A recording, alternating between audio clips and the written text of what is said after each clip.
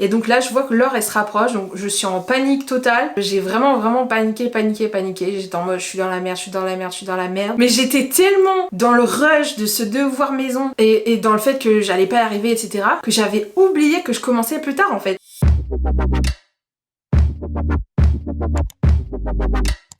Hello tout le monde, aujourd'hui on se retrouve pour une nouvelle vidéo. Donc aujourd'hui je suis habillée pareil, on est dans le même décor, on est le même jour. Je filme la partie 2 de ma vidéo anecdotes, mes pires anecdotes scolaires. Si vous n'avez pas vu la partie 1, je vous la mets dans la barre d'infos, n'hésitez pas à aller voir la première partie. Après c'est pas vraiment, il n'y a pas d'ordre, hein. Vous pouvez commencer par celle-ci et regarder l'autre partie ensuite. Donc c'est une vidéo très simple, le concept est très facile. Je vous raconte des anecdotes, mes pires anecdotes d'école, pas forcément des anecdotes marrantes, mais voilà, mes pires anecdotes scolaires. Il n'y a pas d'ordre chronologique, ça peut être au collège ou au lycée, pas en études supérieures parce que je vous l'avais déjà raconté dans une autre vidéo. Donc sans plus tarder, on va se mettre aux anecdotes. Donc si la vidéo vous intéresse, je vous laisse avec la suite. Donc aujourd'hui, je vais vous retrouver pour 4 anecdotes d'école. La première, c'est j'ai refusé de faire un devoir maison. Voilà, je pense que c'est un truc assez courant comme anecdote. Donc pour remettre un petit peu dans le contexte, j'étais en terminale et j'avais redoublé, comme vous le savez, ma terminale. Donc à l'époque, on avait un système qui je crois a duré qu'une année ou deux, où en fait quand on redoublait le bac, on avait le droit de garder les notes de bac au-dessus de la moyenne. Et en fait ces notes là c'était des notes validées. Donc en gros c'est des épreuves que on repassait pas l'année d'après. Donc moi quand j'ai redoublé, j'ai passé que 3 épreuves écrites et une orale il me semble. J'ai passé philo, histoire et littérature. J'avais validé anglais, musique et espagnol. Forcément les matières on est plus fort. Donc j'avais validé ces matières là et à mon époque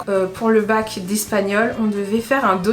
Donc en fait on avait 4 notions: idée de progrès, lieu et forme de pouvoir, espace et échange et mythe et héros. Et à l'époque on devait faire un dossier pour chaque notion et tomber sur une au hasard à l'oral et présenter. Donc on avait des documents, on avait des définitions, enfin bref voilà. Et donc on devait préparer nos dossiers à l'avance pour le bac. Et donc ça c'était un devoir qui était noté. Donc notre prof d'espagnol nous dit, je sais plus c'était sur quelle notion, peut-être mythe et héros ou j'en sais rien. On travaille sur une notion et elle nous dit voilà pour la semaine prochaine j'aimerais que vous me rendiez votre dossier pour que je puisse le corriger. Comme ça pour le bac vous allez avoir un dossier béton bien corrigé où il n'y aura pas de fautes. Et voilà. Donc du coup la prof elle nous dit ça et donc une semaine plus tard, donc moi je fais pas attention puisque de toute façon moi c'est une épreuve, l'espagnol c'est une épreuve que j'ai déjà passée, donc je ne vais pas passer de bac d'espagnol. Donc la prof la semaine d'après ou je sais plus quand, elle ramasse les dossiers, donc elle vient vers moi et je lui dis bah j'ai pas de dossier. Elle me dit comment ça t'as pas de dossier? Et je lui dis bah en fait je vous l'ai dit au début de l'année parce que j'avais prévenu les profs que j'avais validé mes matières et que je n'allais pas passer les profs et les profs étaient au courant. Donc je lui dis mais madame en fait je vais pas passer de bac d'espagnol, donc je vais pas vous faire un dossier sur une épreuve que je passerai jamais, ça n'a aucun sens. Je vais pas vous préparer un oral qui n'aura jamais lieu. Et là la prof elle commence à m'embrouiller. Oui mais nanana, c'est un devoir que j'avais demandé, nanani. Moi je commence à m'énerver, je lui dis mais non, je ne vais pas vous faire ce travail pour un oral qui n'aura jamais lieu. Je lui ai dit mais vous vous rendez compte, c'est un oral que je ne vais pas faire. Je l'ai validé votre matière en fait. Donc déjà que je fais acte de présence dans votre putain de matière de merde. Oh, pardon. Donc déjà que je fais acte de présence dans votre matière, que je fais les contrôles etc. Je vais pas non plus me taper les dossiers de bac alors que je vais pas passer l'épreuve en fait. Et nanani nanana, donc elle m'a mis en 0, je sais plus quoi. Enfin je suis désolée mais au bout d'un moment faut pas se foutre de ma gueule. Elle savait très bien que j'avais validé sa matière, elle le savait. Et d'ailleurs ça n'a pas été un problème avec les autres profs. Mes profs d'anglais etc. m'ont pas demandé de faire les dossiers et ils m'ont pas fait passer les oraux blancs non plus en fait. Parce qu'on avait les autres élèves ils avaient des oraux blancs pour le bac de langue. On était 2 ou 3 je sais plus à avoir validé les matières, donc on passait pas les oraux et on nous demandait pas de faire ça. Donc franchement j'ai pas trop aimé l'embrouille parce que je trouvais que c'était pas justifié. Et franchement moi je suis quelqu'un de très docile. Moi en cours tu me demandais de faire un devoir, je le rendais en temps et en heure, il y avait aucun problème avec ça. Juste au bout d'un moment l'oral je le passerai pas, donc je vais pas me casser la tête parce qu'en plus ça a été chiant à faire un dossier sur cette matière alors que l'oral je l'ai validé. Voilà.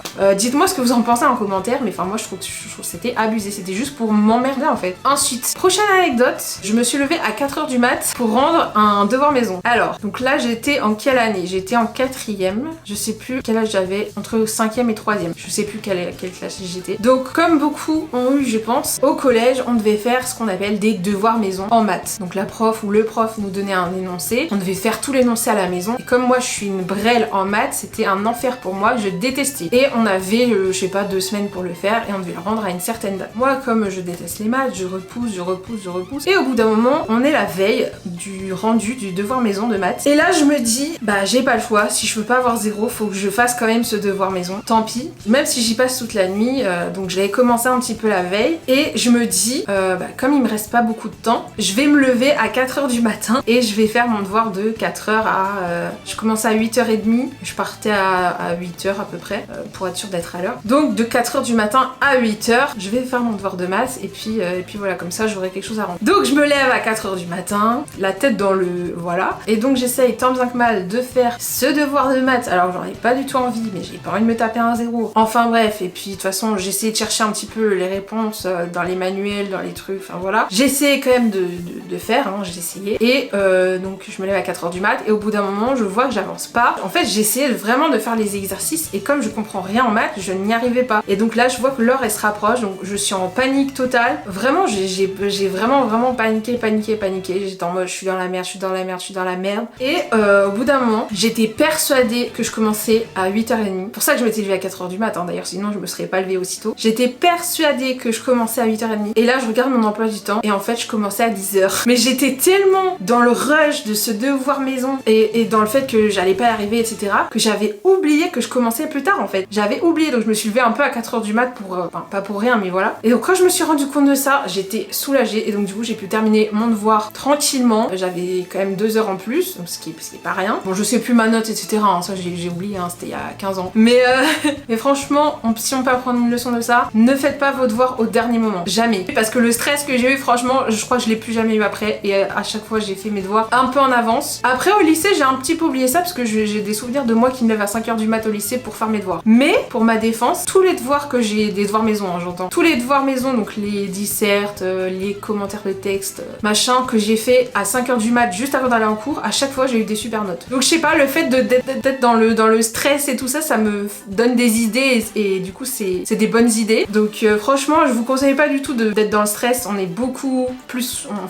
serein quand on fait ses devoirs bien à l'avance, qu'on prend le temps qu'il faut. D'ailleurs, on nous donne assez de temps en avance pour les faire. Donc voilà, n'attendez pas le dernier moment, c'est vraiment horrible. Ensuite, prochaine anecdote que je vais intituler Prof lunaire et copie clope. Donc, j'étais aussi en seconde. Donc ça, c'est un truc qui se fait plus, je pense, au lycée. Mais nous, en seconde, on avait une première partie de l'année, on avait SES et une autre partie, on avait donc sciences économiques et sociales et une autre partie, on avait éco-droit ou je sais plus, en seconde on nous faisait plein de matières. Donc une moitié de l'année on avait un prof et une moitié l'autre prof. Donc il me semble que la première partie de l'année on a eu une prof qui était, je pense que le mot est dégueulasse. Donc en fait c'était une prof un peu vieille, c'est méchant mais un peu genre vieille sorcière. Genre vraiment les cheveux ébouriffés, une meuf un peu vieille, un peu édentée, qui sentait la clope. Mais c'était une infection et du coup, copie clope. À chaque fois qu'elle nous rendait nos copies, ça puait. Nos copies, elles puaient. C'était un enfer. Et vraiment, cette prof, elle était vraiment bizarre. Et en plus de ça, elle était étrange. Et je me rappelle, mais ça m'a marqué, ça m'a marqué que nos copies, elles sentaient la cigarette. Mais alors, des fois, c'est peut-être même pas de la cigarette, hein. Enfin, nos copies, elles étaient imbibées. Et je crois qu'il y avait certaines copies qui sentaient le café. Genre, elle renversait du café sur les copies. Enfin bref, vraiment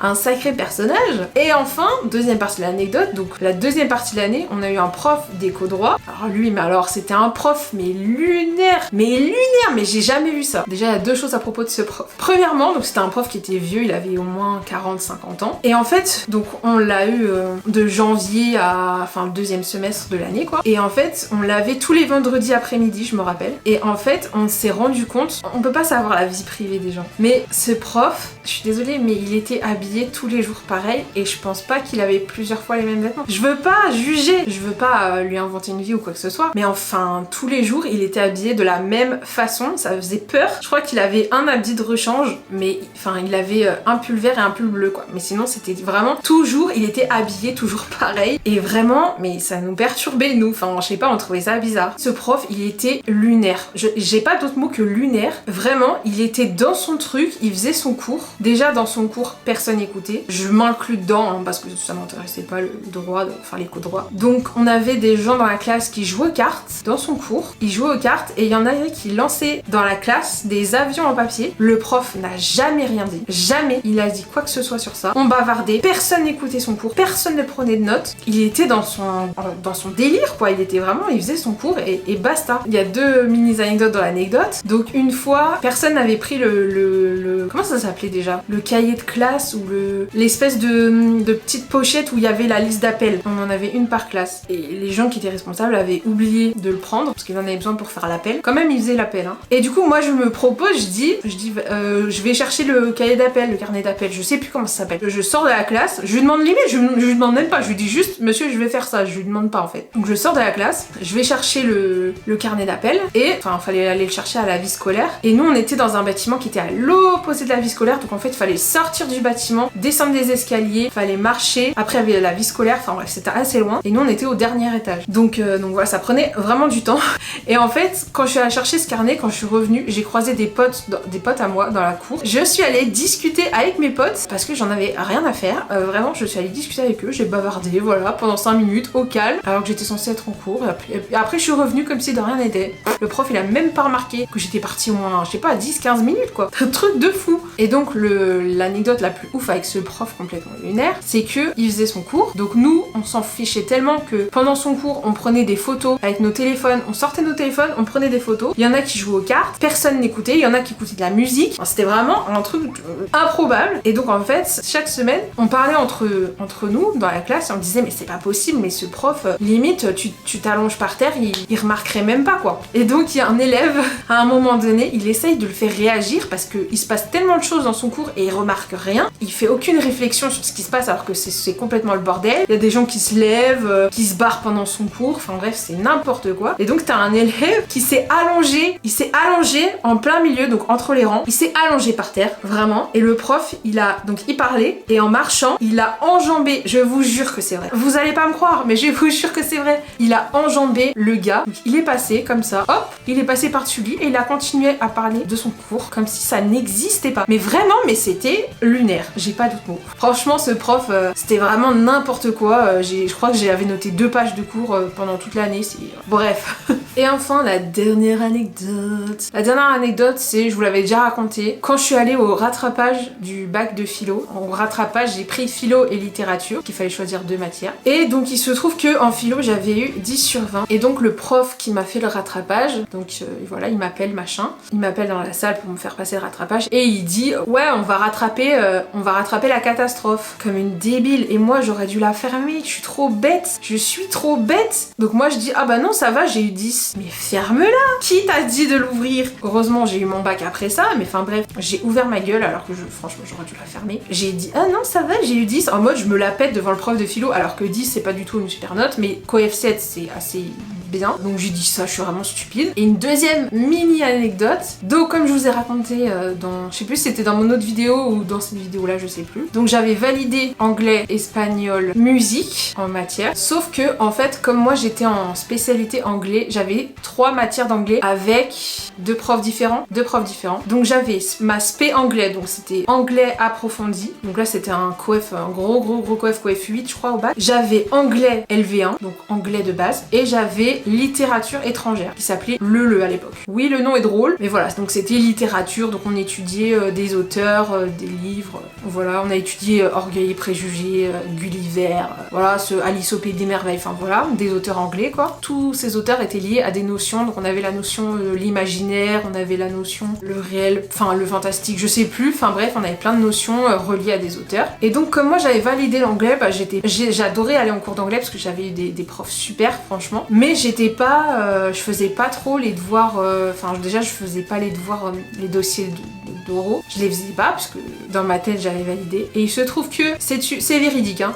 Je sais pas, 4 jours, non pas 4 jours, mais vraiment pas longtemps avant le bac, je reçois ma convocation au bac. Donc là je vois histoire, littérature, philo, donc je me dis c'est normal. Et là je vois sur la convocation anglais, littérature étrangère. Et là je me dis comment ça? Et en fait je n'avais pas validé littérature étrangère, j'avais validé anglais et anglais approfondi, mais j'avais une 3e matière que je n'avais pas validée, j'avais eu 9 ou je sais plus trop bien. Et donc, à 2 semaines du bac, enfin pas longtemps avant l'épreuve, j'ai appris que je passais une épreuve, un oral de 30 minutes, je sais plus, alors que je n'avais pas du tout préparé ça. Je me suis rendu compte de ça vraiment quand j'ai reçu ma convocation, j'étais en mode mais bon. Et donc là, j'ai été voir mes notes que j'avais eu à mon premier bac où j'avais raté, et là j'ai vu que j'avais pas validé. Donc je me suis tapé une déterre, je me suis fait tout un dossier, heureusement que j'avais un super prof et que j'avais bien pris les cours, j'avais bien pris des notes, etc.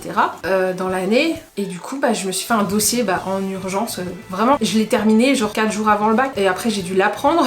Donc je me suis tapé vraiment un coup de stress, mais c'est passé, donc c'était le plus important. Je suis tombée sur l'imaginaire il me semble, donc j'ai parlé d'Alice au pays des merveilles ou je sais plus quoi, et c'était une notion que je connaissais bien, donc j'ai vraiment eu de la chance. Mais je vous dis pas le coup de stress quand tu te rends compte que tu pensais avoir validé une matière et en fait non, horrible. Voilà tout le monde, j'en ai fini pour cette partie 2 de mes anecdotes, mes pires anecdotes d'école. Si vous avez des anecdotes rigolotes, croustillantes, j'en sais rien, d'école, n'hésitez pas à me les dire en commentaire, à liker la vidéo si elle vous a plu, et sur ce je vous dis à la prochaine fois pour une prochaine vidéo. Bisous.